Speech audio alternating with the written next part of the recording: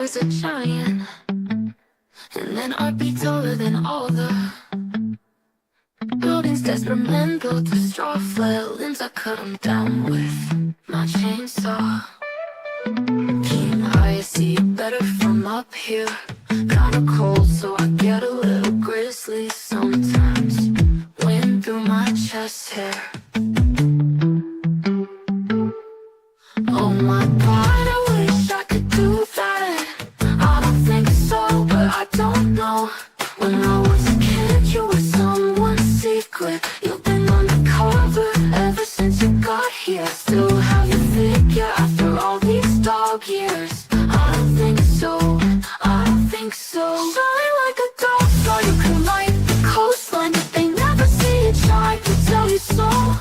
Right up my teeth, getting lost up there, lying through your braces. That's impossible.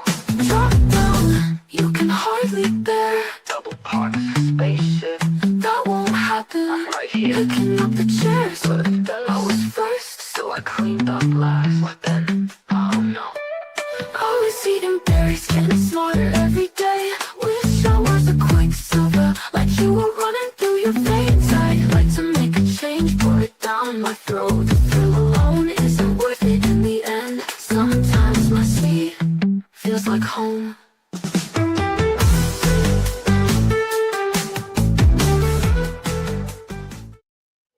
Well, I woke up this morning with a grin on my face. Got a date with my favorite in a naughty little place. She's the kind of girl who loves to play. When we're done, you know I'll say, I'll see you Tuesday.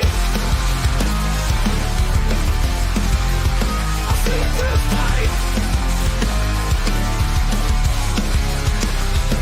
Well, I woke up this morning with a grin on my face. Got a date with my favorite in a naughty little place. She's the kind of girl who loves to play. When we're done, you know I'll say, I'll see you Tuesday. See you next Tuesday, yeah, we'll have some fun. Whispering secrets till we see the sun. There's the weekend again, we're on our way. Counting down the hours till we meet that time. We'll dance through the sheets, make the neighbors complain. In this wild little world, we're breaking every chain. So bring your best moves and your playful mind, cause when the sun sets, it's all wicked grind. See you next Tuesday, yeah, we'll have some fun.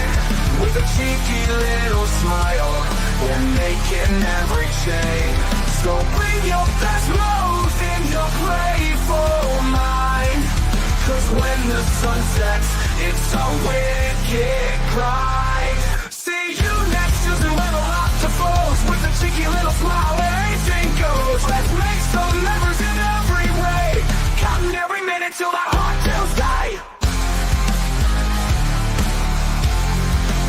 I'll see you Tuesday. I'll see you Tuesday.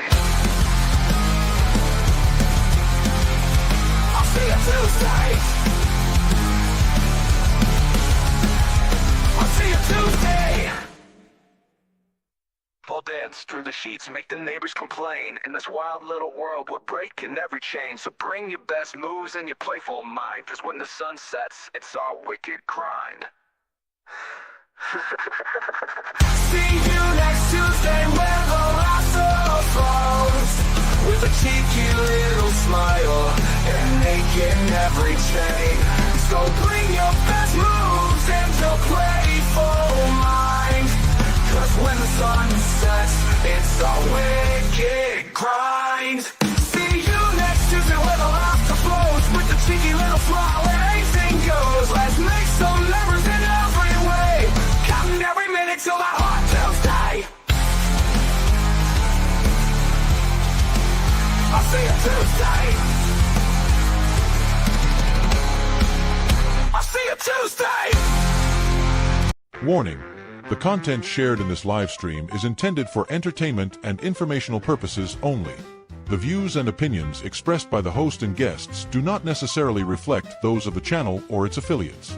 Please be aware that live interactions may involve spontaneous discussions that are unscripted and not fact-checked. Some language used in this performance may not be suitable for all viewers. Viewer discretion is advised. Always do your own research and consult professionals where necessary. And remember, stay dirty, stay dusty,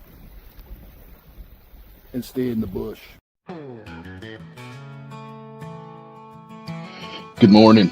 Thanks for stopping by. Well, now let me tell you about this little shindig we call the See You Next Tuesday live stream.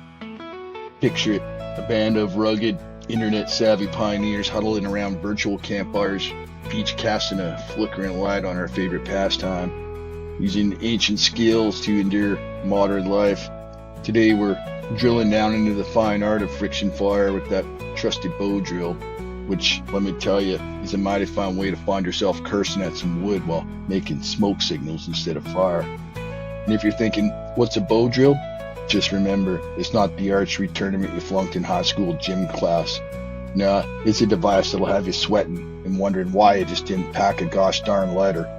But hold your horses, because sourcing the dry tinder during the wet season is where the real intrigue begins. I mean, it's like trying to find a four-leaf clover in a soggy swamp. Might be thinking it's a hopeless cause, but oh, you'd be surprised what can be salvaged from your backyard. If you don't count the dog's chew toys, of course.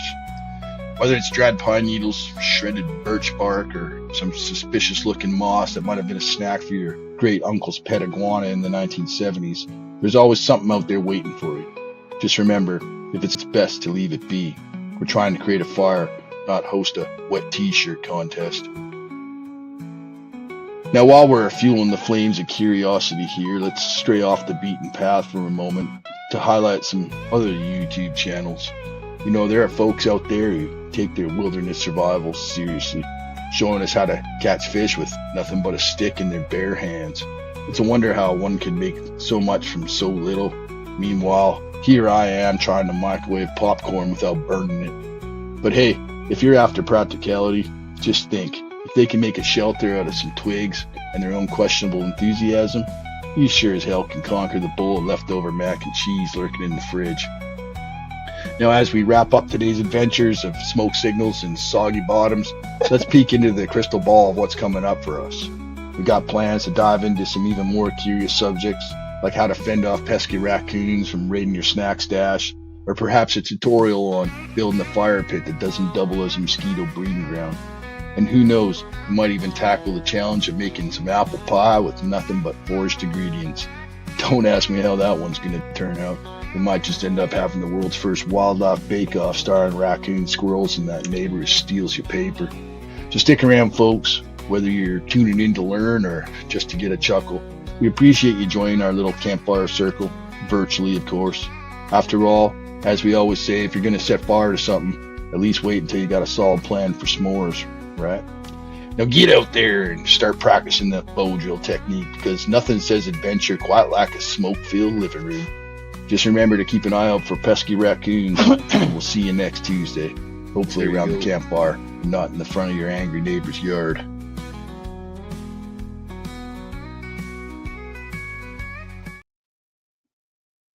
Good morning, good morning, good morning. I am having all kinds of troubles with my setup this morning. I can't even tell if my audio is working correctly. My headphones aren't working correctly. My computer just needed a firmware upgrade about 30 seconds ago. If you can hear me clearly, can somebody in the chat just give me a thumbs up, or I could just check on my laptop here quickly. But yeah, so hopefully my volume's working. I wish there was an audio meter on this platform. Yeah, seems good. Okay, thank you. Appreciate that. Yeah, so today, as you guys probably know, the title of the episode is Drill Baby Drill. And I'm going to take you into a little bit of personal struggles, if you like, about how my bow drill experience has been progressing. I was here last week and I had Sticks Outdoor Bushcraft on, and the week before that we had, excuse me, Owen from Life's a Hobby. And we've been talking extensively or quite a bit about bow drills and how to make fire with sticks.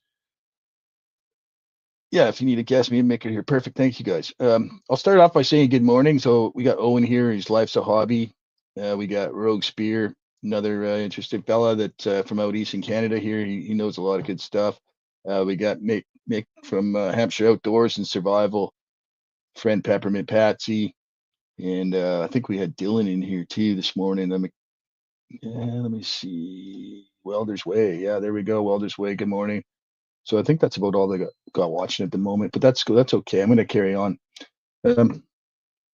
yeah, so back to my bow drill experiences. So yeah, I've been playing with bow drill fires for, I guess, probably about a year now. My first one, I was doing a bunch of shelter video, and I thought to myself, wouldn't it be cool if I could build a fire? So it was, this is in July. I, it was dry, bone dry. Actually, maybe it was June. Yeah, maybe it was June. So it wasn't bone dry, but it was dry enough that it was pretty easy to get an ember. That's one thing you'll find out about bow drilling is the environment does make a difference, I believe. Um, but yeah, so in the summer, I tried to bow drill, kind of just put it together the best I knew how. I didn't really have any, I'd watched a few videos about it, but I hadn't really studied it or played with it a bit. And I got an ember and I was like, holy shit, that was hard. It took me about 2 hours of, drilling and, dropping my spindle and popping it out and, a couple hours. Uh, and I just put it down and this is ridiculous. Let's just use the ferro rod. It's super easy. Fire's going just every single time. Like I have no problem with the ferro rod pretty much every single time. So, oops, I forgot to take that down. I'll take that. Hide comment. There we go. So yeah. So anyways, I wasn't really too interested in the bow drill. I mean, I have my little kit sitting on my shelf. I'd look at it once in a while. I'd walk past it and I'd think, I gotta pick that up again someday. I gotta try that some more. Uh, Fast forward to about a month ago, I guess. The fellow I mentioned here, Owen from Life's a Hobby, he he says to me, or he puts a video out about the white whale, and I'm like, holy smokes, that's pretty cool. So it started to like get me thinking, I got to try this again. I mean, if he can do it, I can do it, right?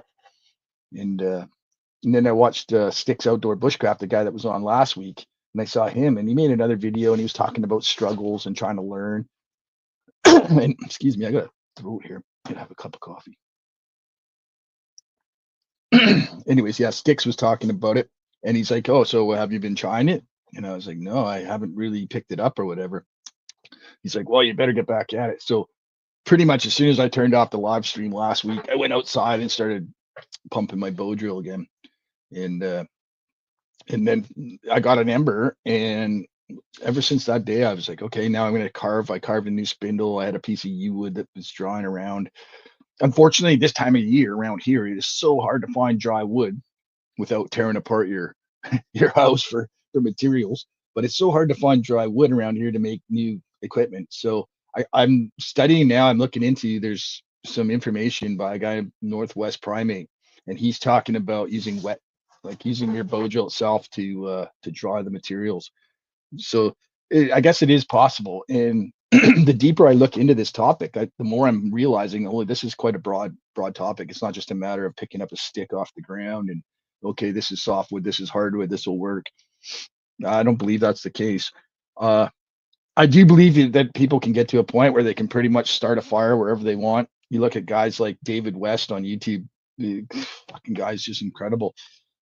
But then again, you get into the reality of YouTube videos, like what's real and what isn't. And the reality is that I believe if I was to wash up on a beach right now, I'd be dead, because I don't think I could get a fire going without having the preparation and the materials and the skill set and the knowledge base that the small amount that I have right now is wouldn't even be enough. So practice makes perfect was the title of my video yesterday. And or does it? That's the caveat to that. Does practice help? Well, it definitely helps. Does not make you perfect on it.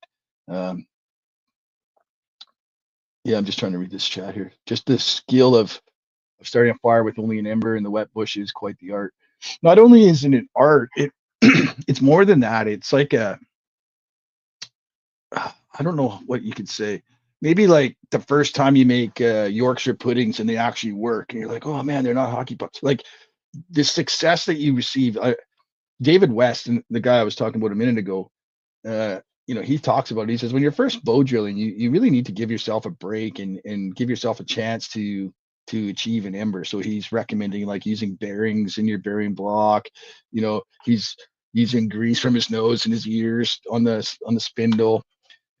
All kinds of different tips and tricks. And like I was saying, the more I get into this, the more I realize that this is quite a bit to it. There's a lot more than just spinning the stick. So I just wanted to kind of talk about the Tinder situation. So getting an ember is one thing. It's actually not that hard to get yourself an ember. You just pump hard enough and you'll get the powder and you'll get an ember. But getting it from the ember to your bird's nest, uh, I posted a video yesterday and I asked for some criticism on my technique and got a couple suggestions. And one of the things that was mentioned to me was, and like, okay, so when you have that ember in your hand like this, you can see it. And when you blow on it, like blow from here, it might just glow a little bit. See, I got right in there and I'm blowing as hard as I can, like nearly it's like, hyperventilating myself. But somebody made a suggestion saying that all I'm doing is giving moist air, moist carbon dioxide to the fire and I was thinking about that this morning. I was like, that is true. Like that's not oxygen. And I see guys waving their doing the figure eight with their bird's nest. And then so you get these suggestions, right? And then you get another suggestion from somebody who says, "Oh, I don't think you made your powder pile big enough before the ember took. So maybe I should have kept pumping. I don't know." But then you combine these two things: small ember, small bird's nest, blowing too hard on it with just so all these little things. They just like everything. It's like cutting down a tree. Every chop just takes a little bit out of it. Everything has to be almost perfect for it to work. So every time you get a little tip. Now, when it's time to actually get down and drill, uh, every time that you start that drilling process, you got to really focus on what's going on. You can't be worried about, oh, am I in the camera frame? Or, you have to be severely focused on what you're doing. You got to keep your hand, still and firm against your leg. You got to keep your stroke just right. Keep your bow tip off the ground, but still keep it low. Don't angle it. Tilt your spindle just at a certain degree. So you can watch all this happen as you're going. You can see, okay, well, my spindle's straight up and down and it's piling up all around the spindle. And then I tilt it just 10 degrees away from the notch, and all of a sudden now it's just shooting powder right out into your notch. And you can watch, and like all of a sudden there's an ember there and you don't know, okay, do I stop and keep going? Or so there's all these little intricacies in getting it to work. And then the title of my video was, does practice make perfect? And well, it doesn't make perfect, but what it does do is it gives you that muscle memory in your arms and your legs. And and it's just like, it's just there's something about it. It's a natural instinctive drive to do it. What is Mick saying here? Bow drill takes you through all the levels of fire making, ember to tinder to small sticks, and no two times are the same. So many variables, but hell, it's a win when you get it. And that's just it. It's like, okay, so you have to film it is 5 times more difficult. I appreciate it. And that's the thing. It's different every time. So yesterday you get a flame, no problem. Oh man, I'm good. I got a flame. Oh, it took me 4 hours to get a flame. Then the next day, I'm an old man. I mean, I'm not as old as some people are, but I'm old and I can't sit there for 4 or 5 hours straight just pumping. I mean, I'm just not in physical shape for that.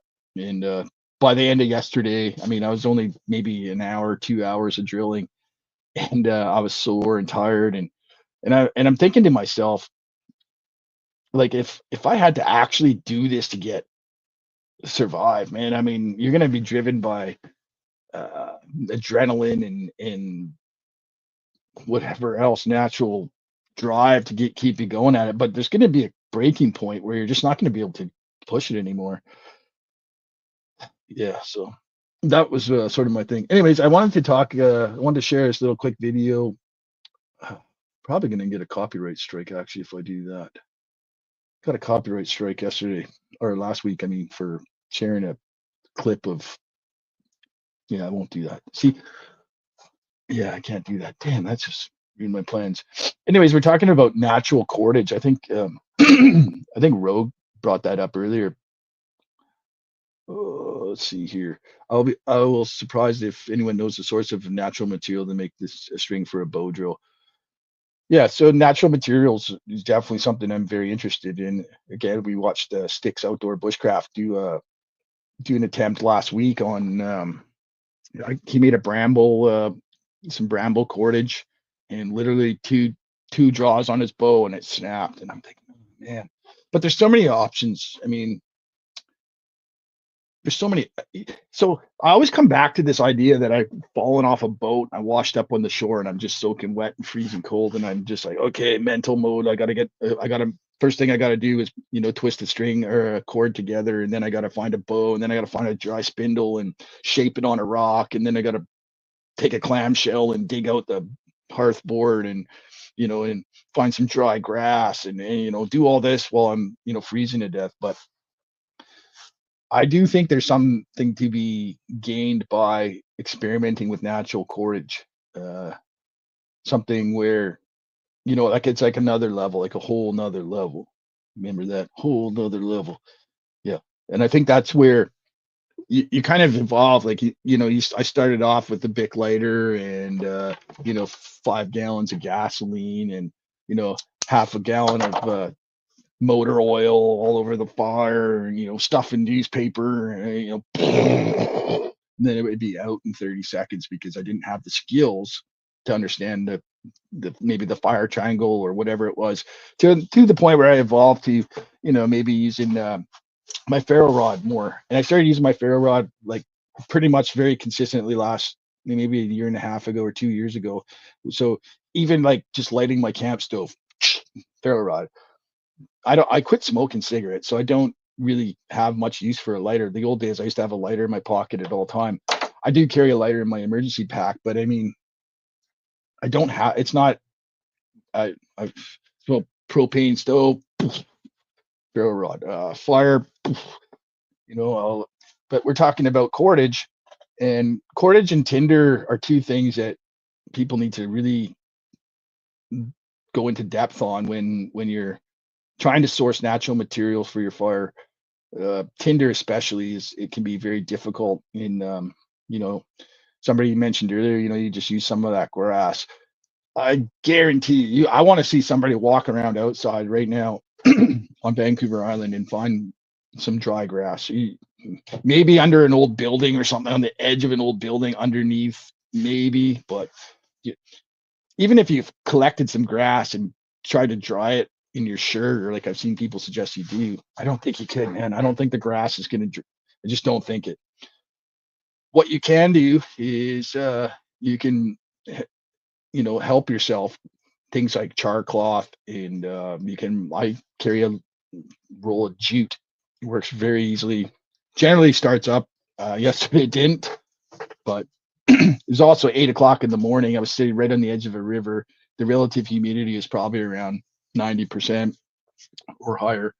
And yeah, but that's probably the reality. You're not going to be trying to start a fire in June or July. It's going to be this time of the year, or in the winter, or in the late fall, or something where you're going to have the struggle, where you're going to need to be able to achieve that. So you know what? I'm just going to go for it. If they burn my channel for it, that's okay. So this is David West. He's really into fires. It's a short video. I may not play the whole thing, but he touches on some of the finer details on finding natural and different types of tinder. Hello, YouTube. I'm David with the David West channel. Of course, Well, it's I have been no about volume on it. since you've seen pine needles on this channel. Jesus, like I said, my computer today is not cooperating whatsoever. I had all my tabs. I had all my tabs set up, and then my computer wanted to do a firmware update. I've never even heard of that or seen that on my computer like 5 minutes before I started. So basically, what David West is talking about is going back to pine needles for tinder. So dry pine needles can be a good thing. Birch bark. Unfortunately, we don't have birch trees where I live. I watch all these great videos, people using birch and tulip poplar. very, oh yeah, this is a tulip popper bow, and this is the best. We don't have tulip popper. We don't have birch. We don't have ash. We have larch. We have hemlock. We have alder and maple, but they're very, I don't know. I guess in the summertime you could probably find some dry stuff, but uh, tinder, scrape cedar seems to be the most effective way to get a fire going. Sorry, red cedar, western red cedar, I can shave it down really fine. It typically burns even if it's a little bit moist. Like yesterday, I was using this is a piece of the wood I was using yesterday, and you can still see the moisture right in the wood. It's still wet. I mean, you can see right. But once you get into the interior of the wood, you can see where it's a little bit, drier. So that's basically what you're presented with when you're trying to build your fire around here, at least, anyways. The other thing you can do is source some fat wood. Now, if you watched that video yesterday, I did have a small piece of fat wood that I'd harvested previously, and I had it in my survival bag, and I took a few shavings off that, and even that didn't want to take the ember yesterday. So I watched Owen Life's a Hobby. I saw he had he had some shavings that he'd saved from making his bull roar. So he had like dry shavings, and he had a little bag of them with him. And I think that's a great idea. You got to have some sort of form. I mean, yesterday, I have a candle. I was thinking I could shave a candle in there, but the candle wax isn't going to take, it might help prolong your flame, but it's not going to take a spark or an ember. You need something that basically can combust just from heat. So even jute, just, I don't know, man, you got to really get that stuff hot. I did have a little flame, but I blew it out. So that's the other thing, you're blowing, trying to get your tinder going. And I was watching the video afterwards. I saw a little flame, and I blew it out right away. I was like, man, if I just let that grow one more second. Yeah, some dry pine sap. Yeah, so again, everything you're talking about is dry. It's not dry here, man. There's nothing dry here. The only thing dry here is me, and it's because it's before noon and I haven't had a cocktail yet. But there's nothing dry here. Like I said, you saw yesterday in that video, I chopped into that totally wet cedar log. I got some tinder out of it, but that's basically it. The fat wood, though, around here again, there's not a lot of pine trees. So pine is, very common in a lot of places. There is pine here. It's what do they call it? Not coastal. I don't know. Anyways, there's a pine species here, but it's not as it has pitch, it has sap, but it's not as easy as of a fat wood source as what typically a fat wood source for us around here will be an old, like a Douglas fir, a large Douglas fir stump that's naturally rotted and fallen over. Typically, you'll find some of the pitch wood in that. When you do find that, you treasure it because it's not always available. Great portion of our forests around here are no longer old growth forests. They're a lot of second growth forests, and those second growth forests are mostly made of hemlock, it seems, and balsam. So it's a hard thing to do. I wonder if any of you guys want to come on and talk. I'm going to throw the invite link up here because my computer's acting so weird. I would love to have somebody jump on and tell me about their experiences with finding some tinder, or some natural materials for cordage. One item I was thinking about for cordage was nettles. So there's tons of nettles. Nettles are everywhere. I think they pretty much grow everywhere. We also have blackberry bushes too, and I don't know if you want to use the blackberry bush when it's dried, like the canes when it's dry, or if it's when it's still green. So the cordage thing is something I haven't really done a lot of exploring with, and really need to look into to drill down into. No pun intended there, but to drill into and find out what. Yeah. But just like I was saying, there's just nothing dry around here. It's been raining, so unlike Ontario, where my friend Rogue lives, they get very cold temperatures, freezing, and that just takes the moisture out of everything, I believe. And we don't have those kind of temperatures here. We have like, I think it got to -15 overnight once this winter. And typically, I mean, even right now, it's like 15 degrees, or not 15, probably 10 degrees outside, I bet. And it's soaking wet. So if you walk through my backyard in your running shoes, before you got to the end of the grass, you'd be soaked. It's just always wet. Mick jumped in. Good morning, sir. Nice to have you on. Hello, mate. How you doing? Good morning, sir. Nice to have you on. Yeah, I'm just going to knock my volume out on my computer. Yeah. So, how you doing, brother? I am great, man. How about you? Oh, mate, I'm struggling. I got a traumatic brain injury years ago, and since I've had my operation and down aesthetic, it's affected me a little bit with the concentration and coordination.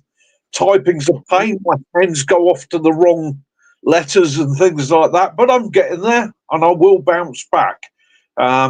Mate, your bow drill video, the one before last, watching you do that was absolutely amazing.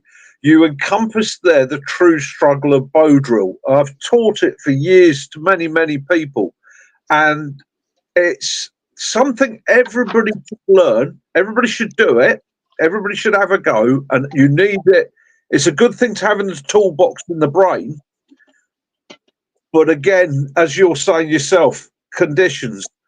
Look at what the local indigenous people would have done there for thousands of years beforehand, the methodologies they used. And that's really the tool that you want to find in each environment you go to. Yeah, for sure. I don't. That's interesting you say that, because I wonder how the First Nations people here. I mean, there was a huge population here on the coast here, and I wonder how they manage their fire. And that's something I should look into. Yeah, I know they used to fall the trees with hot rocks. Like they'd burn the trees with, like, they'd heat up rocks and they'd shove rocks until it burnt the tree out, and that's how they would fall. You know, these 8-foot cedars, but. Yeah, it's again, you know, we get hooked up on methodology. I often here in the UK, I curse Saint Ray Mears for his bow drill videos, because it sent a whole generation of people with this to bow drill. One of the things I've learned from my travels all over the place is learning from the indigenous peoples that have lived there for thousands of years. Find their techniques, their methods. Find the plants, the roots, the trees, the fibers that they used, because no two places on this planet, as you were just saying, are the same. I teach here in the UK birch bark, flint and steel, because primarily flint and steel, since the Stone Age, really has been a primary method. It's getting that spark, but the real skill, I think, in firelighting isn't the spark. It's creating that ember and then transferring that ember to the tinder and the build process thereafter. You know, I say to people, you haven't got a fire till it's 6 inches tall. If it's below 6 inches tall, even then, like you said about my last video, like I thought, holy shit, I didn't even expect to get a fire, and then all of a sudden I got no wood, right? Yeah, madly trying to find something to burn. Yeah, I've had nightmares watching that. Me and the missus were both sat there with oh, he's going to chop a thumb off. He's going to chop a thumb off. But that was brilliant. But again, it encapsulated that there's a moment when you're creating the fire that you're so focused on the fire that everything else goes to pants. I've just done a video myself, and I'm talking about tinders there, and I'm saying to people, I saw that. Yeah, I'm going to watch that after this. Yeah, don't collect enough. Collect 3 times what you need, because it's the amount of times I've been in situations and I thought I've had everything I needed, and you start layering it on, it starts going, and either the wind change, it's sudden shower, storm, hail, or whatever, and it all starts to die back, or even worse still, you put that piece of wood on, that is bone dry on the outside, and as soon as it starts to cook, it just vents steam everywhere and blows everything out. And you're like, why me? So it's just have more, so much more than you really need. Outdoor Apprentice just asked me something, and I've been also thinking about this. But again, I just feel like, I'm thinking punkwood and mushroom and fungus and stuff, but everything is just so saturated with moisture.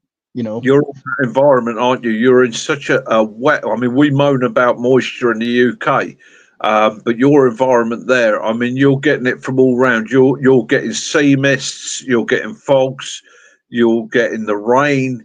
This is the thing people forget. We talk about rainforests, but invariably when we talk about rainforests, we think of a nice hot rainforest in Belize or somewhere like that. You're in the hottest rainforest in the world because the temperature is down. There's nothing drying naturally. It's just holding moisture. And Vancouver Island consists of about 60% karst topography, right? So that limestone just holds that moisture. So it's basically it saturates the ground, and then it just sits on the ground. So there's just nowhere. Like, you watch a rainy day, you drive down a mountain road, there's a waterfall every 50 feet, like a raging river coming out of the bush, just out of the ground. It just soaks everything. Absolute struggle. So basically, my advice to anybody out there that thinks that they can do as well as Jason did would be take the quilt off your bed, throw it in the bath, fill it with water, then roll all your tinder materials in it, chuck it in the garden, sit in the middle of it, and light a fire. Yeah. Pretty much, right? Yeah. Well, I mean, like, you can always rely on deadwood. I mean, being the interior of the deadwood burning, and they say if you want to find dry, you look high. So I often do that, look up for higher branches, and sometimes I've had luck with that. What the hell? Sort of, yeah. Sorry, mate. Carry on. Go ahead. No, I was just going to say, I was just out for my own interest. The hemlocks, what are they like for shedding? I know here in the UK, a lot of our pines and a lot of our beeches and that shed those very, very fine small branches on the end. They get caught up in the lower branches and are well worth knocking out for a tinder. The hemlock's something we don't have a lot of here. So hemlock is like, basically what it was explained to me, that how a forest matures is it starts off as a hemlock forest or a red cedar forest, and they grow because they're quick growing, and they cover the canopy, they take all the light, right? So they grow up really quickly and compete with each other, and then the fir comes along eventually somehow, and as the canopy raises, the fir starts to grow. So when you find a forest that's majority hemlock, it's very young forest. It's a very spongy sort of ground. It's great for mushrooms. Mushrooms really like it. But if you look at a hemlock forest, typically doesn't usually live that long because it tends to get root rot. So the trees they're just really fast growing. So you'll find very wide growth rings typically. They're not. But you look up in the branches to find cast offs, like you're saying. Yeah, you probably could. But again, it's like a sponge. I think the best chance of finding something like a cast off might be on a spruce, or I don't know. Yeah, maybe a spruce tree if you could find one, or a pine. Yeah, it's one of those things. And again, for us as video makers, people quite often look at our videos, and I've had it myself where people come back to you and they go, "Oh yeah, but me, I'd have done such and such." And I did bow drill last year, and I had a gentleman get hold of me, and he said, "I can light a bow drill fire in 5 minutes anywhere." Yeah. And I was like, "Brilliant! What's your technique? Let me learn. I want your technique." And he said to me, "The first thing you got to do is find a yucca plant." I said, "Well, we have plants growing here." "Oh, they grow all over the place where I am." And this is one of the difficulties in doing your YouTube video is trying to translate to people that not all our environments are the same. They can be very diverse, very, very difficult. I would hate to come to you and run a course there or do bow drill there. Would be an absolute struggle without bringing along pre-prepared materials. And I'm not saying it's impossible, But in a survival situation, you've got to start breaking down what is essential. What do I need for that environment? Myself, I've always, people say to me, yeah, what happens if you fell off a ship and swam to shore? Well, that's my, Yeah, you know, exactly. for yourself to have those few items around your neck every day. Get up, put it on first thing, no matter what you're doing, and always having it with you. Because without that preparation, invariably we're screwed. If you were on a beach on you know, you got washed out Vancouver Island, ended up on the next beach, you got to stay there for days.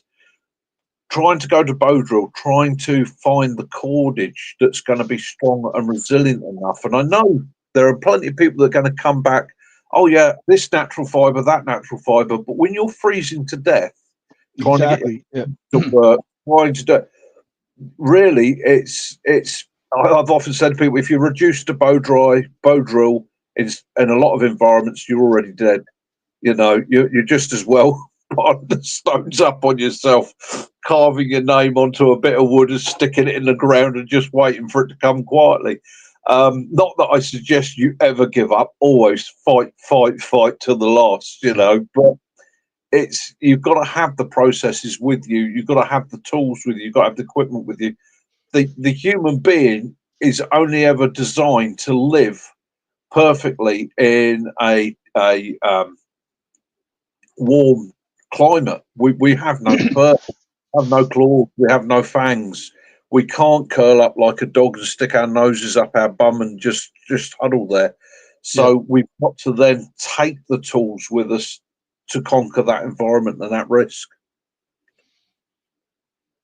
What do you, have you ever tried making natural cordage for your bow drill?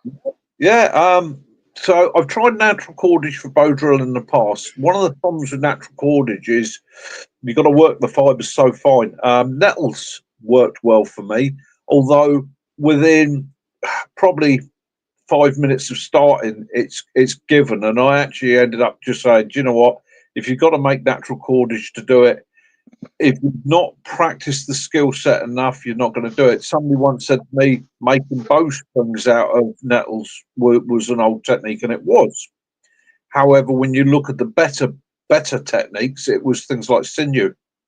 You know, so again, you've got to look at the evolution. It's fine us constantly looking back to the Iron Age, the Stone Age, and that, but then things progressed. They moved, and our ancestors went from nettle cordage, bramble cordage, pine root cordage, and so on, up to sinews, up to leathers, then learnt the art of weaving, producing linens, strings, cottons, materials, jute, hemp, that sort of thing. So again, we have to find the place in evolution in time that actually suits our requirements.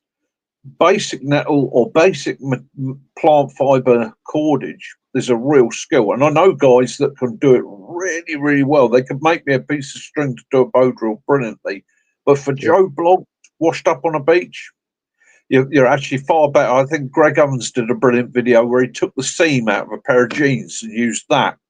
I saw that. Yeah. Would probably be my thought process in that situation was, can I spare the trousers to make the cordage? Could I take the seam out and then maybe bond these trousers back together using a bit of natural fiber, which isn't going to be quite as hard wearing, but it's going to be a lot easier, and use that material then. It's that adaptive.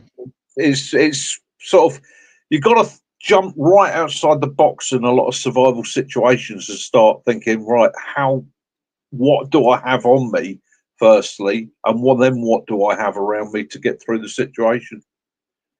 Going back to the First Nations, you know, they would use cedar bark, and they would, I've actually seen artists in the, you know, they make like headbands, and you know, they weave it in baskets and stuff, and I've actually seen how they process that cedar bark. But like you said, if you don't know this stuff, if you haven't done this with your own fingers for like probably hundreds of thousands or maybe even thousands of hours, how do you think you're going to ever be able to accomplish that?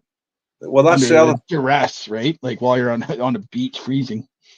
that's the other thing we have to remember is, so when we look at First Nation peoples, when I first started studying 16 years ago, I went, right, I'm going to learn from First Nations peoples. And I was knocked back very quickly by a very, very wise and elderly gentleman who said to me, don't think you can do this in your lifetime. He said, because remember, the skill I'm showing you was taught to my mother, and then my mother's mother before that, and Yeah. so on.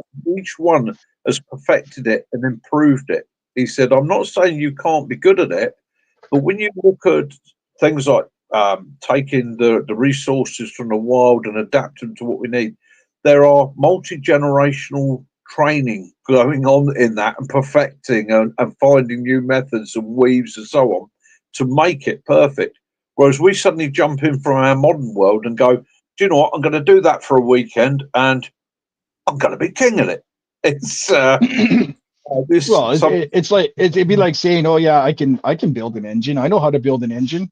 Okay, where are you going to get your raw materials from? Let's start there, right? Like, yeah, sure, yeah. you can put the parts together, but can you Can you build can an engine? Yeah, you, yeah yeah it's forge a crankshaft, and like no. So yeah, and it's something I don't want to take from people that are studying these things and practicing. No, go out, study them, and practice and perfect it.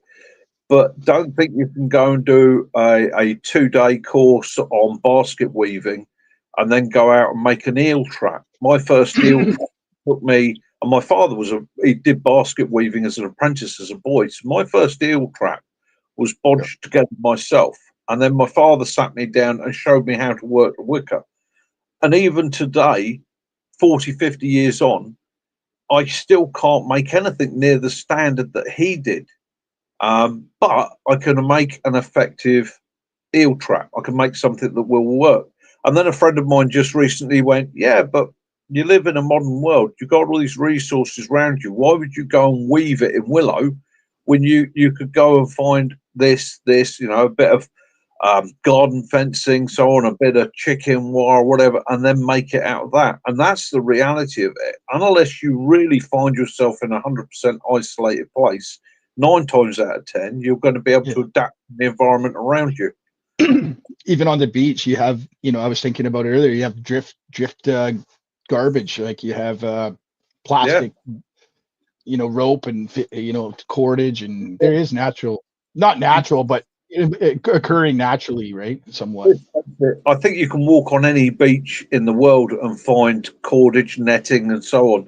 So I Mhm. think sometimes with our survival mindset, again, because people like Ray, who I respect and think the world of, Bear Grylls, Lofty, and all the other greats, Moores, all these guys have literally taken you back to a Stone Age situation. But in reality, how often are you going to find yourself in that Stone Age situation? Well, even Morris Kachansky, he was ultimately famous, I think, because of his super shelter, which is made out of mylar and a Yeah. painter's drop cloth, right? So, So, I mean, that, that, basically, in a genuine survival situation, when you look at the kit you had up there with you when you were doing your bow drill, mhm, when you got your initial fire, you'd have found something plastic. You'd have taken a bit of rubber off the boot of your shoe. You would have done something like that in yeah, a genuine situation to increase it. We used to run a course where we would take people out, basically in a van. We'd pick them up in a van from a railway station. They had to make their way to the railway station with their bags.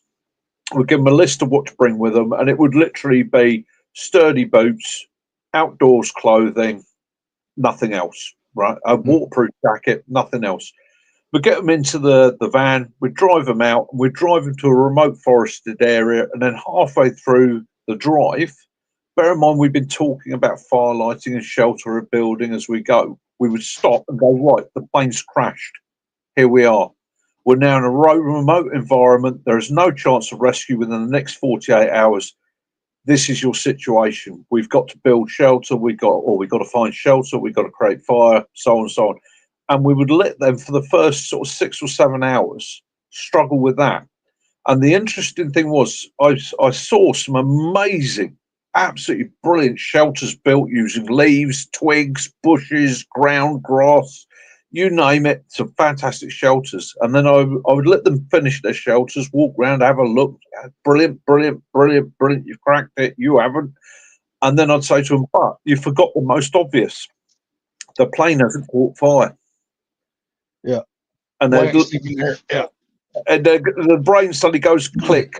Oh yeah, we've jumped into what we've seen from the greats, when in actual fact, quite often in a survival situation, you need to stop, think, and go, what is practical? Well, why build a shelter if I can stay inside the aircraft or the vehicle? That's, it's strong, it's going to protect me from animals, wind, rain, weather, and so on. Firelighting. Yes, we would do all the normal firelighting skills, but then we would actually take them to one side and go, but what we would do in this situation is carve the plastic off the seats, cut a bit of rubber off the tire, and give them those, because I think those tools in the survival world especially quite often get missed. There's a big jump from in the survival world from what is using what's around you to, hang on, I need to make a bow drill. And people get so focused on producing that bow drill, they miss the obvious that's there in front of them. And that's the difference. Being a survivalist, to me, it's about whatever it takes to get through that next 10 minutes. And I break it down to 10 minutes at a time. It's literally the next 10, the next 10, the next 10, the next 10. Right. Yeah. Sort of foreseeing what the next issue is going to be. Yeah. I agree with you about, wasted, like your energy, your time, your mental capacity is a resource. And I think it's easy to do something that's not, like, oh, why am I, like yesterday, why am I burning this hole that's, an inch deep into my fireboard? I should just start a new one. Boom, got a new one. I got an ember in 30 seconds. Right. But my mind was like too lazy to start a new hole. It's like I watch these bushcraft videos and I see these guys sawing firewood, and they're like sawing and sawing and sawing, and they're making a beautiful pile of firewood. But I'm thinking to myself, why didn't you just put it between the two trees and break it instead of wasting all that energy? Yeah. Well, that's the thing. And as Owen's just said, I've just actually looked at the comments, so I'm really sorry anybody who I've missed the comments. So it's, again, I've got the wrong glasses on, struggling with the TBI vet today. So as Owen's just said, it's not about trying to survive today, it's about knowing how hard it was in the past. And that's a very good point. All these skills, like bow drill, like flint and steel, learn them. They're tools. They are tools to carry, and they are things you may have to revert to. But also look at what's modern around you. If you're looking at cordage, as we were saying, what can you forage, adapt, tear off to improve that bow drill, to make that situation work for you? Don't get 100% focused on some ancient skill and art that is going to then lead you to a point of exhaustion. And the other, of course, important thing in a survival situation is you've got to equate the calorie loss. How many calories is it going to take you to do that? Are you burning more calories than you can save by creating that fire? Or are you better off actually huddling up in something, sheltering, waiting for the morning, waiting for the light, waiting for it to warm up, and then reassessing your situation from there? And again, constant reassessment. Every that 10 minutes that I talk about, a 10-minute survival time, survive the next 10, survive the next 10. And in that 10 is constantly assessing the conditions and what you need to survive the next 10 and how you're going to move forward. It's a challenge, and it's a fun challenge.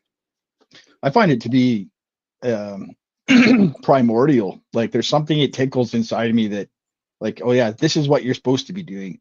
Who cares about, the politics and all the bullshit going on in the world right now? You're focused on this, right? The focus on, let's face it. I do these days do a lot of taking people out, what they call rewilding now. In our day, it was going out and having a play up the woods.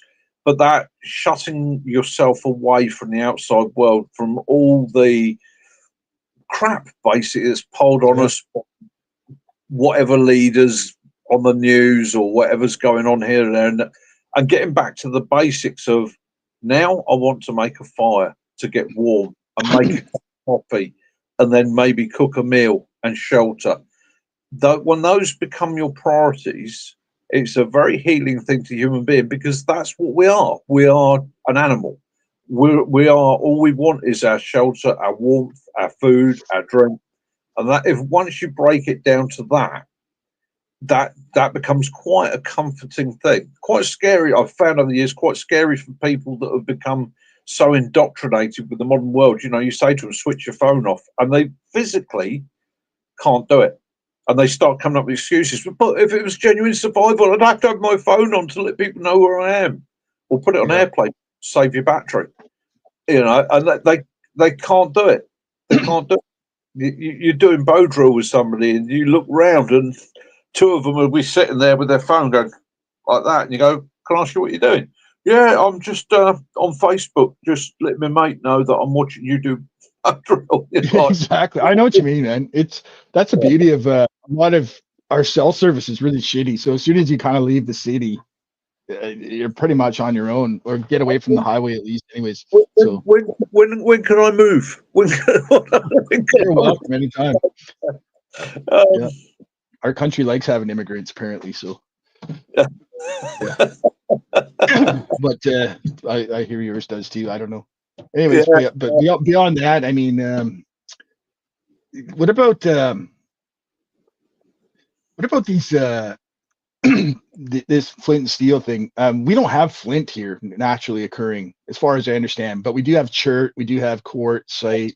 Good. Yeah. I haven't played with that. I'm really I was thinking in my head, what if you were walking along the train tracks and you didn't know how far or close you were to the next city or whatever, and could you pull a railroad spike out and find a piece of chert?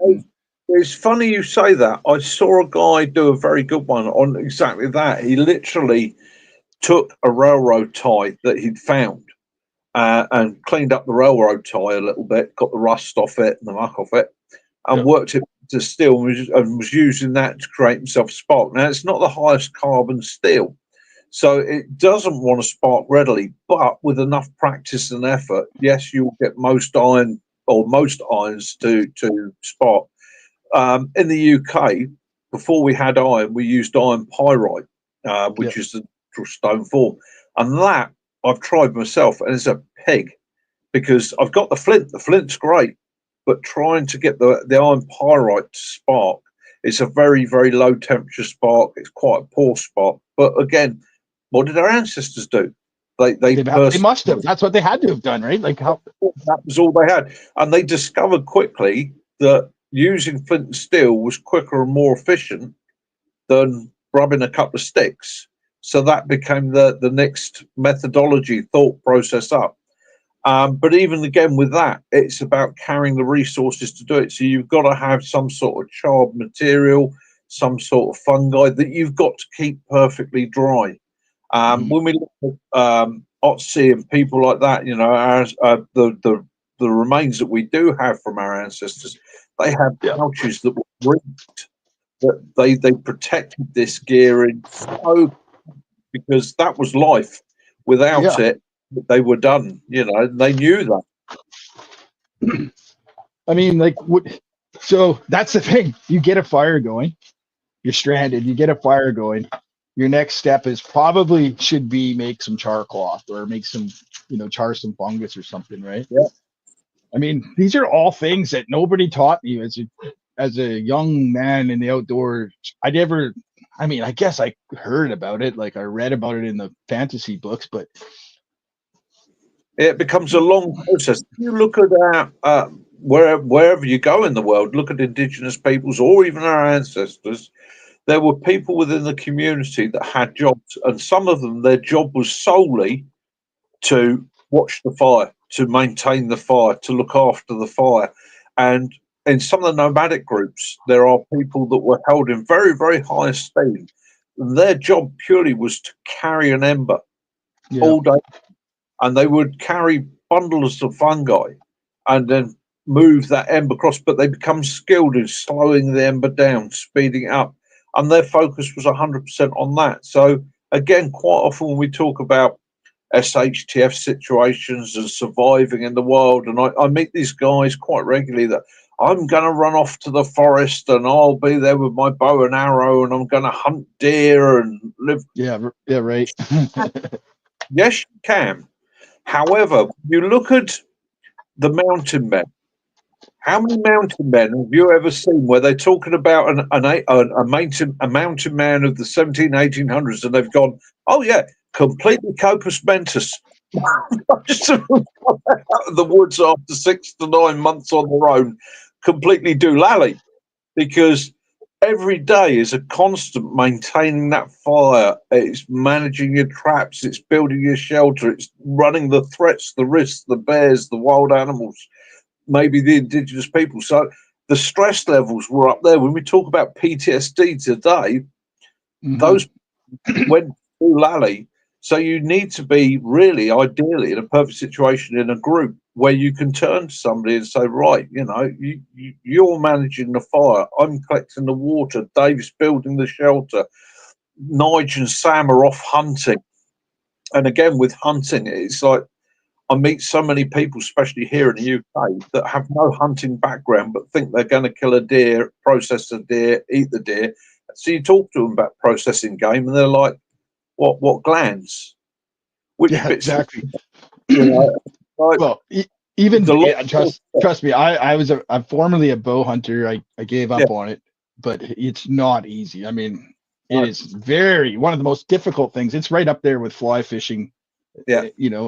So or bow drilling. Because we've got so many restrictions here on obviously hunting. One of the things I say to people is learn to stalk and do it with a camera. If you can get close enough to get with a fixed, I'm not talking something with a massive zoom and all the rest of it, because you've not got a 50 cal, you're not shooting that deer from 1800 meters.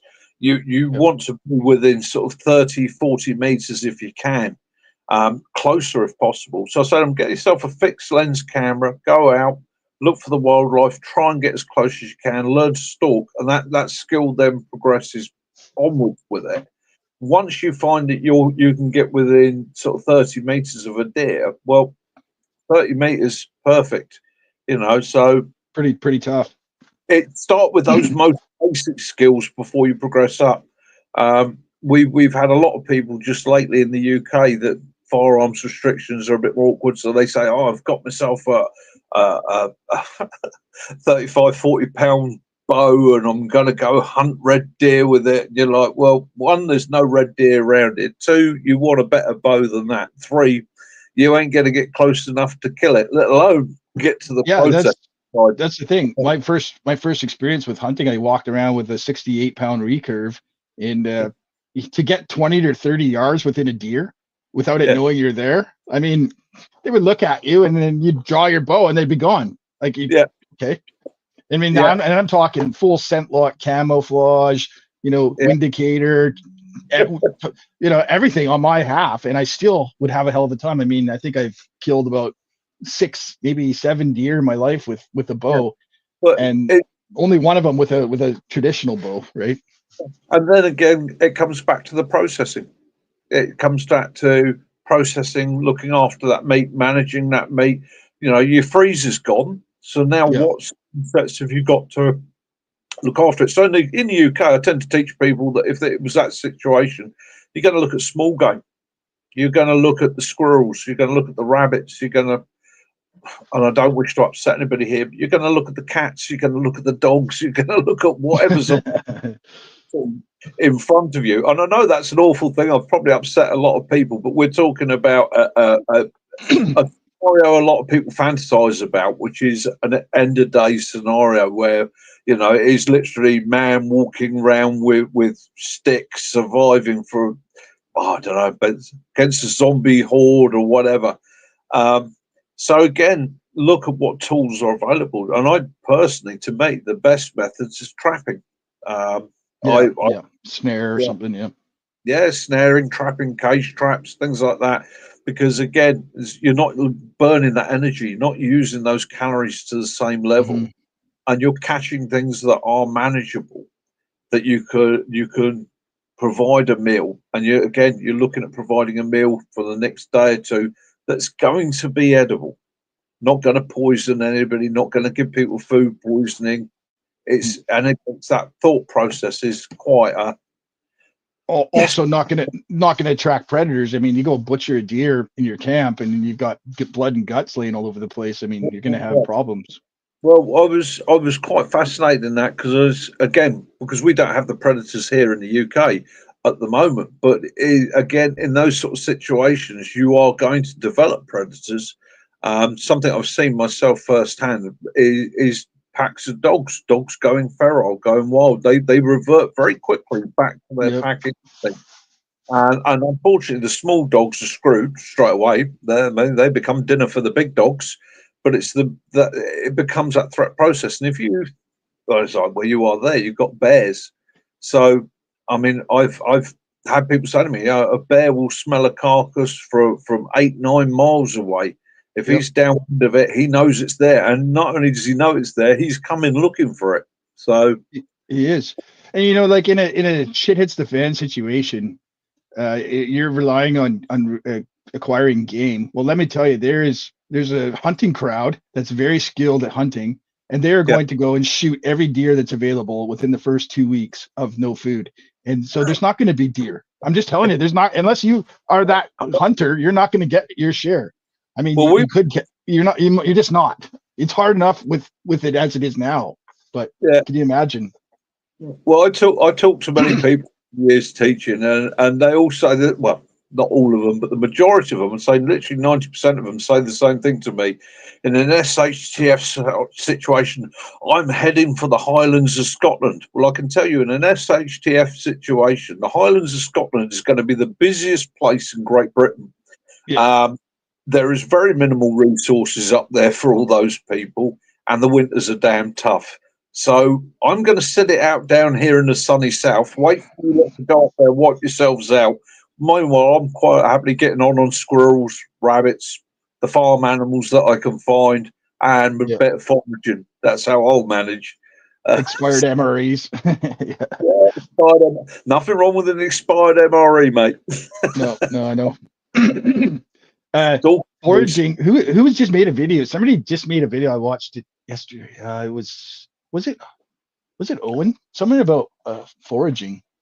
Yeah. No, maybe it was Sussex Bushcraft. Yeah, might be Sussex. He's good lad.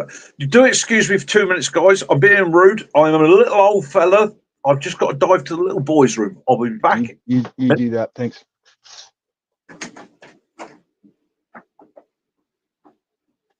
It's easy to waste resources, whether that's your energy, time, daylight. So there's a really good example is daylight too, because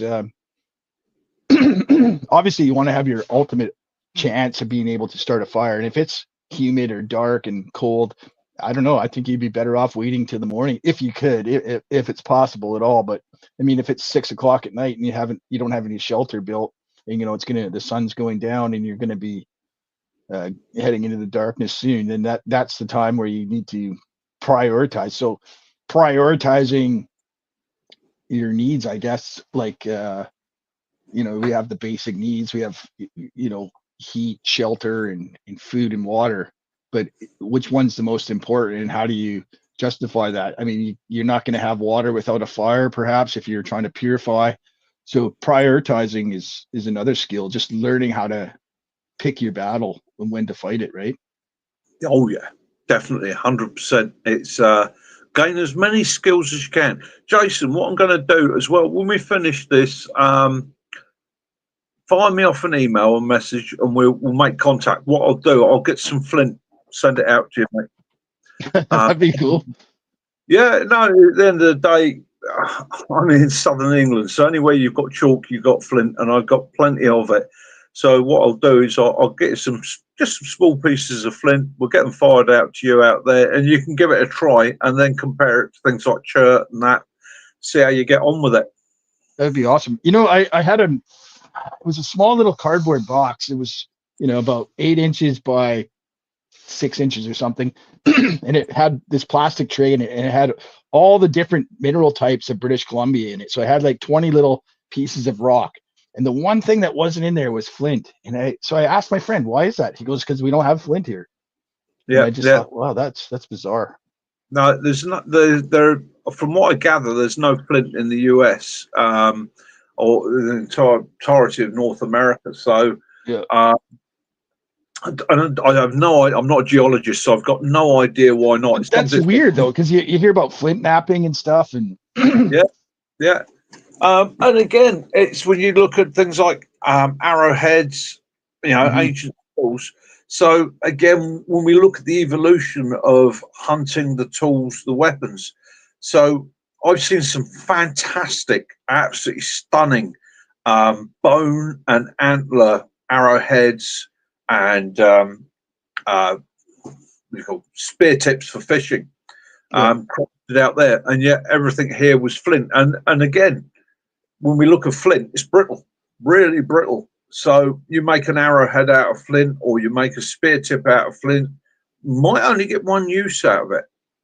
Before Right. it's snapped off, it's broken away in the animal. Whereas when you're looking at antler and bone, it's a lot more durable. It has that little bit of flex to it, a little bit of give. Mhm. So it's taking skills from all over the world, combining them, looking at them, and saying, how does this compare to that? How does that work against this?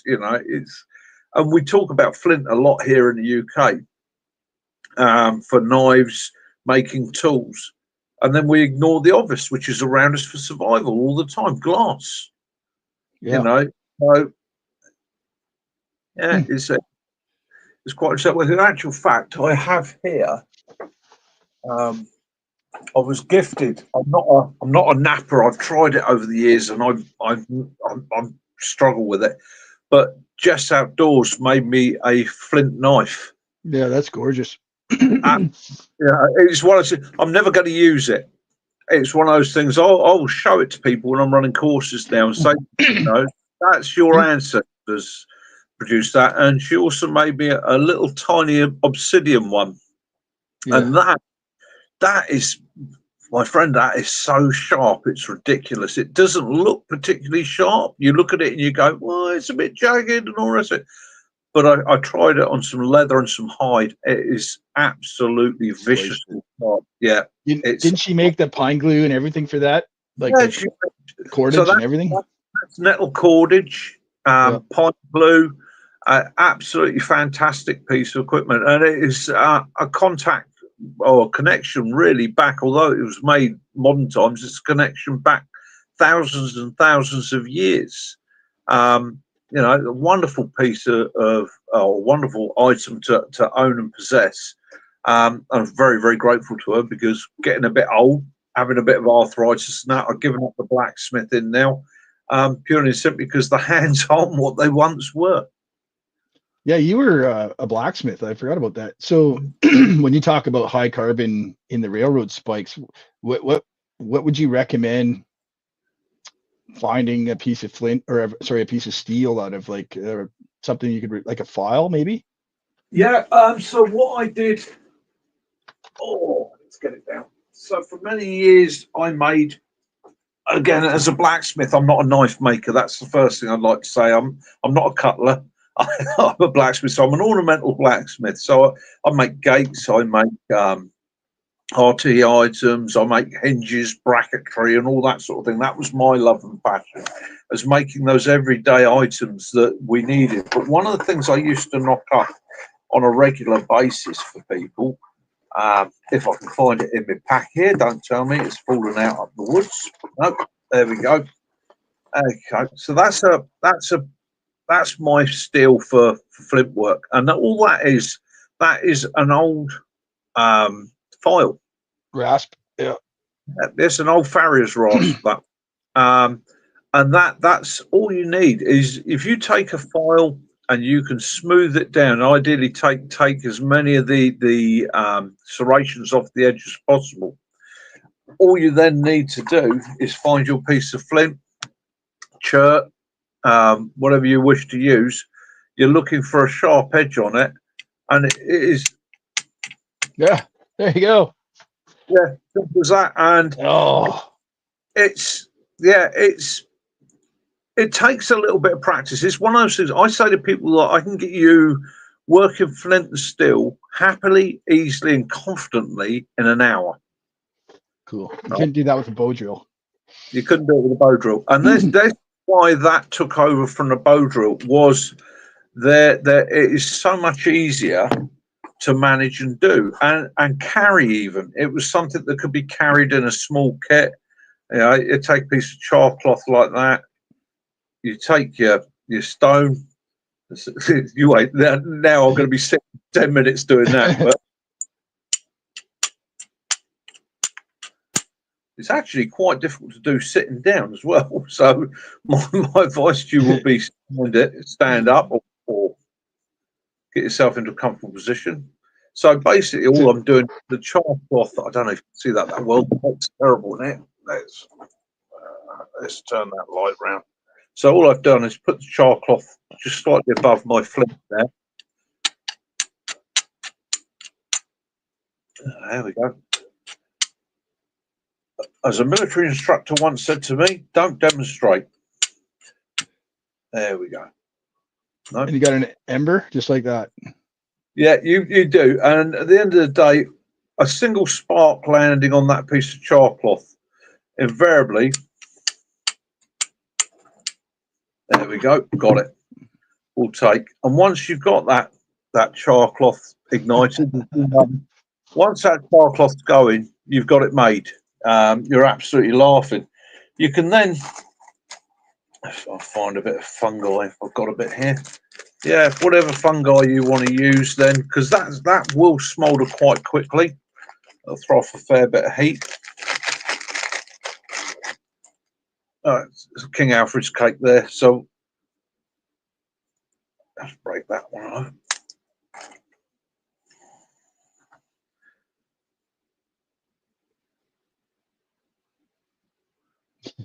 And there go, transferred. Wow. That's amazing. And that King Alfred's cake will smoulder for hours and hours. I don't need to do anything with it, just carry it with me like that. And that will smoulder quite happily for hours. And then when I need to make my fire,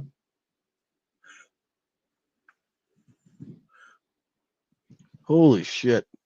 That is impressive, Nick. I have to practice that. It's again, it's one of those, it's an ancient technique. It's what our ancestors did. And again, this is what I was coming back to, is find what methods were used around you. Now, you might not have King Alfred's cakes there, but I can guarantee anywhere in the world you'll find a bracket fungus that will do the same thing. And then you want them dry. That our ancestors took these things, dried them, kept them, treasured them. They you know, not just a long time ago, even quite recently, the 1900s, explorers and that would carry equipment like that and treasure it. It would go into a pouch. The pouch would be greased. It would be waterproof. If they were coming to a river or a crossing, that one item would be taken and wrapped up secure before they even went near the water, because fire is life. You know, if you can make fire with heat, you're laughing. So. Right on. That's impressive. You know, you make me, my dad's going to be pissed off because he's going to be like, where's that file? It's out in the bush, me hitting rocks with it. What file? I have no idea what you're talking about. Yeah. Must have fell behind the bench. Those skills are there for, and this is a great thing with the internet, YouTube. I'm fairly new to the internet and YouTube. I was a bit of a Luddite for years.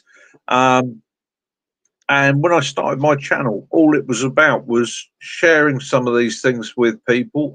I've taught for years and love teaching. I get real pleasure from it. I'm not the brightest, the most intelligent. I'm definitely not literate, but I enjoy sharing. And so the internet gave me the opportunity to, one, save things for my granddaughter. I realised I was getting long in the tooth, and I've faced a few physical and illness problems over the last few years, and I suddenly thought, you know what, might not be around forever. Put it on YouTube, it's there for good. She can always look it up when she gets older and go, oh, that was Grandad, silly old sod. But also for other people to learn from, to take from, and hopefully my main goal is to inspire. Is to inspire people and show them. It doesn't matter how old you are, doesn't matter how young you are. These are all things that you can learn and carry with you through life. Bow drill. the greatest lesson in frustration and perseverance. You know, if it does nothing else for you, it teaches you to persevere. It teaches you to push yourself to. I mean, you know from experience, you're sitting there going, and the joints are creaking, the lungs are going, get me more air, get me more air, and you're trying to keep that rhythm, and you then try and speed up. It is such a frustrating thing, and then your camera battery dies, right? And then you get that ember. The first few times you do it, you get that ember, and you pick it up, and you look at it like this great thing, and you look at the ember, and you go, I know to blow on it now, and you blow on it, and you blow it out, and you think, why did that go out? Why? And it takes somebody to turn around to you and say, don't blow on the ember. Just let it grow on its own. It will grow on its own. Do not blow on it, whatever you do. So again, it's that learning process that, and it is a pleasure. It is a real pleasure. You won't see me do bow drill often on my channel, although I've got bow drills here purely and simply because for me, and this is purely for me, there are many other methods I can use that are more effective, quicker and more efficient. And if it was a genuine survival situation, I'm relying on what I've got round my neck, what I've learned over years, the material sources I can find and forage around me. Yeah, the Bic lighter in your pocket, right? You know. First rule of going out in the woods: have a Bic, have some windproof matches. My video, my first tool personally is my lighter. My second tool to back it up is my ferrocerium rod. Why ferrocerium rod? Because they work. They can get wet. They work. There's no two ways about it. Technology has taken us that step forward. I would love. Do you think how amazing it would be to be able to jump back 10,000 years with a ferrocerium rod in your hand? Oh, you'd be a god. Into that village and go, watch this. Yeah. So when you're bow drilling and you get your ember, do you ever use char cloth to help get the ember going? Do you know what? It's the most obvious thing in the world. Right? Use the char cloth. Okay. However, when I've done it in the past, the first time I actually went, do you know what, you idiot? It's so logical seeing you do it. And again, people say to me, will say, oh, that's not how it's done. Well, how do you think our ancestors did it? Yeah, if they got down to bow drill, they would have relied on things to take that ember to the next step. And the next step would have been using char cloth, using fungi, using things like that. They weren't daft. They made life easier for themselves. So that was one of those moments where I actually sat there watching your video and went, oh, why have I never thought? The thing is, I carry my char cloth. I carry my char cloth with me all the time. It's always in my bag. And yesterday I didn't bring it for something because I had it out for some reason. I don't know. And I didn't have it yesterday. And I was like, shit, I got this ember and all I need is this little piece of char cloth on there. And, it would be that little extender that you can control is so vital. And again, in fire building, it's people practice the basics, the beginnings, getting that ember or getting that spark and capturing that, and then light a piece of grass. And it's not just that, it's those next steps, it's those little twigs, the next twigs up, the next twigs, and like I say, until you've got a flame that's 6 inches tall, you haven't got a fire. I don't care how well it's going, it's not a fire till it's a fire. Till you can put that brew on it, cook on it. Not boil a pot of water. Yeah, exactly. Well, I think I guess we'll wrap it up here. That's been a great conversation, Mick. Thanks for coming on. It's been absolutely brilliant, and it's been fantastic to actually chat to you face to face.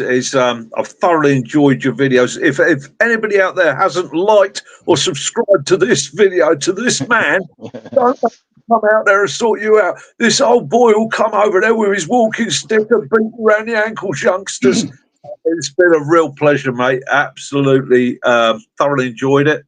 Keep doing what you're doing because it's brilliant. Yeah, your channel. Appreciate it. And I've already shared this on mine today. So any of my guys, So that's Hey, so Mick here has Hampshire Outdoor Survival. I've posted the link in the chat. Have a look at his channel here. It's he does a what is it, Sunday Sunday social. Sunday Yeah, social. I yeah. love it because it's a group of bushcrafters and YouTube video makers all coming together with a common sort of theme. There's no politics or religion or bullshit like that. It's just fun. He runs a quiz that everybody participates in. Uh, Yeah. I really enjoy it. It's at noon for me, so I know it's late at night for you, but it's at noon for me, so I really look forward to it. Yeah, it's one of those things that came about. I started doing the lives because I've seen other people do lives, and I started off on a very organized system. I'd tell a story of survival to try and inspire people on that, and then it very quickly developed as more people come in. It developed into like it's just like a Sunday night down the pub. You Yeah. know, we sit there. Oh, it's people that love outdoors, whether they can get outdoors or not. There are people that join us that are disabled, don't have access to the outside, Mhm. have a love of it. So the idea is, or how it's sort of evolved, has just become really, there's more talking, more going on in the chat. And it's just me in the background having a bit of a waffle, answer questions when they're asked, bring my wife in, she sits here with me. And it's Yeah. just a relaxing Sunday social. It is a natter down the pub.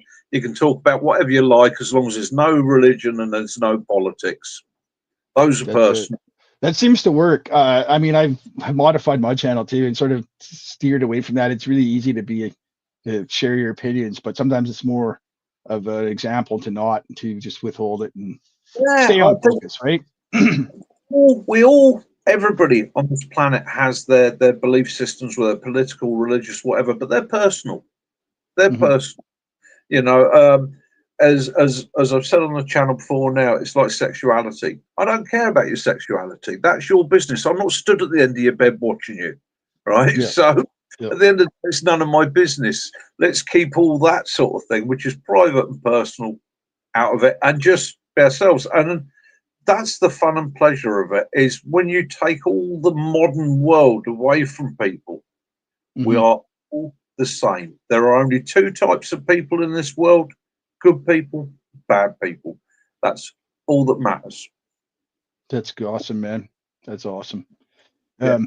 The thing with bow drilling though, and I gotta tell you, it's very attractive to the ladies. They love a man who can make an ember. I must put this out there now because this is something that's come up in a conversation with a mate earlier on today. I encourage women as much as possible to come out and do this because they enjoy it as much as men. But Yeah. I like to ask now all those lovely ladies out there in this world of ours to please avoid bow drill. Please do not do bow drill, or do it, but don't film it. There is something uncomfortable to this teenage boy inside me when a young lady is leaning over a bow drilling. Or at least if you're going to do it, please wear a gun buttoned to your neck. Yeah. Yeah. Yep.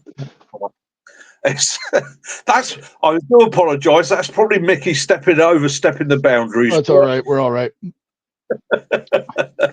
Yeah, there we go. Also, it's been a slice, man. I really appreciate you coming on and enjoy your company. And I enjoy your channel. Like you have some like this. You never know where you're gonna learn the next little nugget, right? Like, and if as soon as you stop learning, like I heard Sticks the other day say, "Oh, I'm not much of a teacher." It's not about being a teacher. It's about being present for the lesson when it appears, right? It's just sharing. Just sharing at Yeah. the end of Yeah. the day. It's having a genuine enthusiasm, a love and a pleasure for it, sharing. I think the thing I had to learn earlier on is, and it's something I hate this term expert. I'm not an expert. I'm just somebody that has a passion and a love that's had a good go at it for many years. And all I want to do is share my techniques. And anybody that can improve my technique for me, I love it when people come back to me and say, "Oh, Mickey, but have you tried doing it like yourself with the char cloth?" It's an obvious. Never actually fired a neuron off inside my brain until I saw it and went, "That's brilliant. That is absolutely brilliant." So we never, ever, ever stop, and it's just share it, enjoy it. And I think, like with yourself, you have an enthusiasm, you have an absolutely stunning environment around you, challenging environment, but stunning. And that's part of the pleasure for it as well. It's a I can say the word, cinematography, catching those views of the views. Your group video where you're all there together, the fun you were having, it radiates out. People get pleasure from that. It makes them smile. It makes them think, I wish I was there. I bet that was a cracking night. You know, I bet they had a great laugh round the fire. And it's showing people that they too can have these experiences. Why not? You know, it's bushcraft. You don't need to live in a rural environment. If you've got a little bit of space on a table, you can start practicing the basic skills and pick it up, and it all grows from there. The more you do it, the more you want to learn. The more you learn, the more tools you have in the box. And that's the important one. It's not necessarily what you're carrying in kit and equipment. Having that little toolbox up there where you can open the drawer and go, fire, how many types have we got round here, and so on and so on and so on. Impressive. Now, I'm Well, going to leave. my bladder's about to explode, so I gotta probably get out. I will leave you with my usual outro. Love those you do. Love those you don't. May peace and light be upon you all in this glorious world of ours. Jason, I'll chat to you later, mate. You go use the lube. Have fun. Take care. Stay safe. Have your adventures. Mickey out. Thank you very much, Nick. Get you off here. There we go. Well, that was fantastic. Like I said, check out Mick's channel here at Hampshire Outdoor Survival and Survival on YouTube. And I'm going to leave it at that. I hope you enjoyed what you saw today and maybe learned something, maybe picked up something, maybe not. Whatever it be, stay dirty, stay dusty, and stay in the bush.